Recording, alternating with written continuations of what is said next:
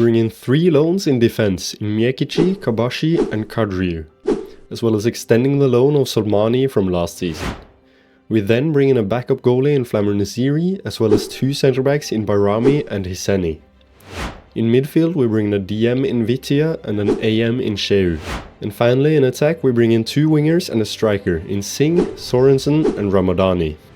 We started the season great, with a 5-0 win against Sureka and a hat-trick from Nasiri. We then won 4-0 against Trepka 89 and then 5-1 against Pristina, with our assistant manager somehow saying he prefers our right winger Singh to Messi. Sorry, what? Lukaku then put on one of his vintage displays and lived up to his nickname, the poor man's Lukaku, by first missing 2 sitters and then scoring a hat-trick.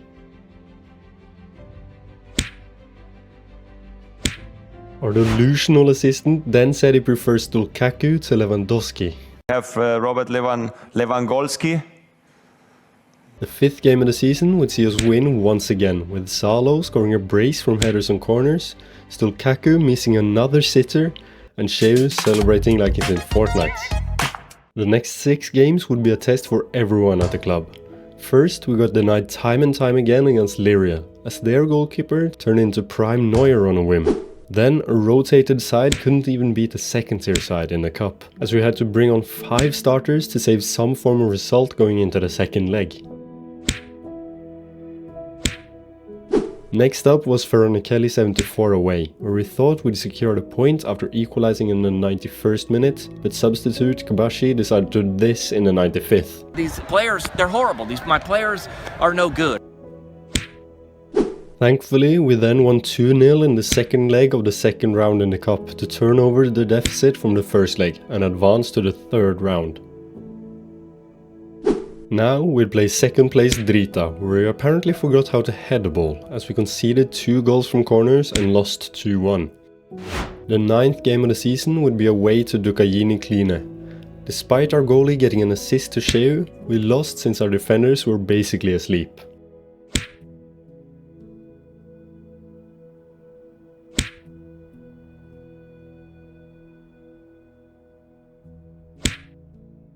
So after a perfect start with 5 wins out of 5, we'd now lost 4 games in a row, which meant we're 7th after 9 games played. We're now up against Yelani at home, the league winners from last season. And even after an early red card for Eddie Bassa, we somehow managed to lose for the 5th time in a row.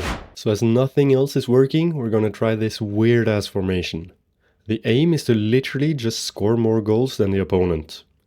And that became abundantly clear in the first game we used the tactic.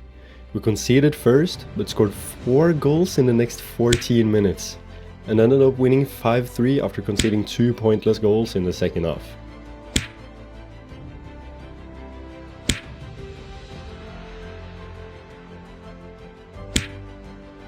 The next 2 games we both scored and conceded very early on. The first of the 2 we won 3-2 after an Nasiri brace. And the second, we won 6-2 after a hat-trick from Minho. We then enter the 3rd round of the Kosovan Cup, and we're up against top of the table Valesnimi from the 2nd tier. As we literally weren't there for the first 15 minutes, we conceded 3 times and ended up losing the game 3-1. So we really have our work cut out for us in the 2nd leg. The 14th game of the league, we're up against Ferritsai. Our new tactic is proving to be a chaos maker of another dimension, as we're extremely inconsistent. The only thing that is consistent is that we score loads of goals and concede loads as well.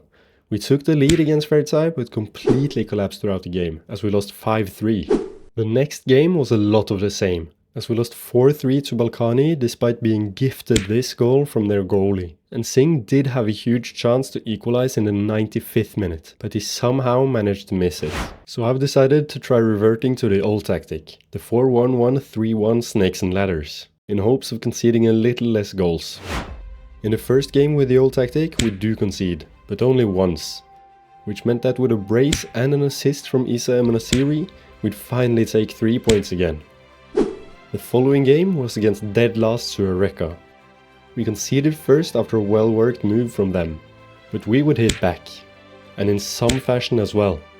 We scored 6 times before the full-time whistle went, and picked up another 3 points to be within a point of the European places.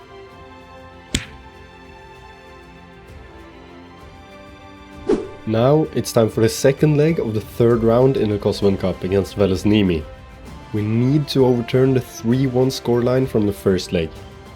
Zalo, our biggest player, forgot how to mark a man, and we therefore conceded after 12 minutes. Sheu then smashed one of Velesnimi's defenders in the air and made it 4-2 on aggregate.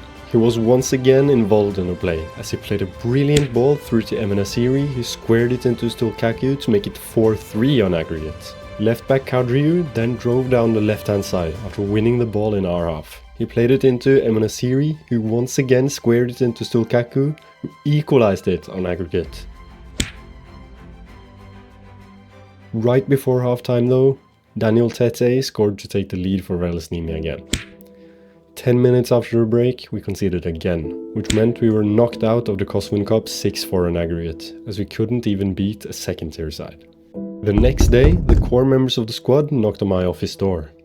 They wanted to complain to me about not meeting the board's objectives, reaching the quarterfinal of the Kosovan Cup.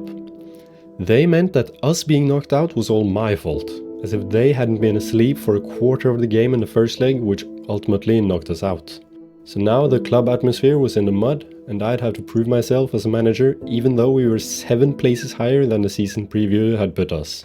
Against Pristina, we conceded in the 90th minute, and I thought we'd just thrown away the game. But Kujabi got the ball from a throw-in and drove down the left-hand side, before putting in a beautiful cross for Kristoffer Sorensen, who equalized in the 92nd minute, to at least save a point in a game we should have won. We then just about won against 15th place Iberia, before playing Fusha Kosovo at home. We controlled the game the whole way through, and a red card for Edison Naziri would help us in confirming the 3-0 result. We then lost 1-0 to Liria, who went to the top of the table with that win, before we'd face 3rd place Veronikeli 74. We conceded first after backup goalkeeper Naziri forgot the first thing you learn as a keeper: don't get beat at the near post.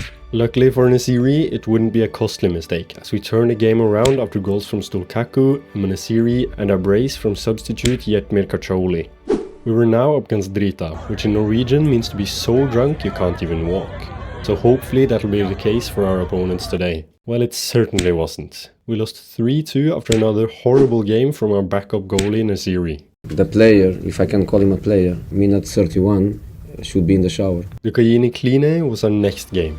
If we win this, we'll move from 6th to 3rd and overtake the Kajini Kline in the process. Zalo finally remembered how to head a ball again, so he took the lead after under 2 minutes. We then doubled our lead, as Emenasiri picked up a loose ball after Singh had hit the post, and Sheu finished it off. Minho got us a pen in the 58th minute, which Stulkaku slotted away nicely, before left back Kadriou scored a well-worked goal to put the game beyond all doubt, and move us into 3rd in our first season in the Superleague. In the next 4 games, we only picked up 5 points from a possible 12. We would have had 7 points if it weren't for Ademi acting like Superman and Arbner Sakiri deciding to take a short free kick in the 96th minute. But that draw meant we're in 5th with 2 games to go. We'd have to win the last 2 games, and we'd also have to rely on other results going our way. We did our job in the first of the 2, as we won 6-0 against Feritsai after being 5-0 up going into half-time. The final game of the season would be against Balkani at home. We took control of the game from the very first minute, and went on to win the game 4-0 after a brace from both Sheu and Emenasiri. That wouldn't be enough though, as there's position playoffs in Kosovo apparently. So we'd have to play Veronikeli 74 in an all-out brawl for the final spot in Europe.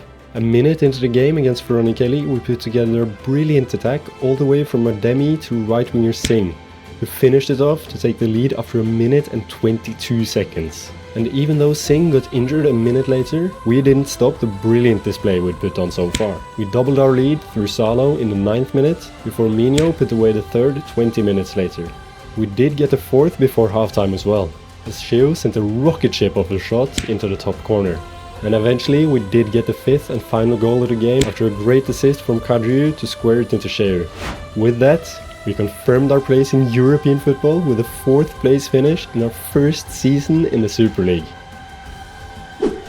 After such a successful season, where Lukaku also finished as top scorer, I did get offered a new contract for another year, which I gladly accepted.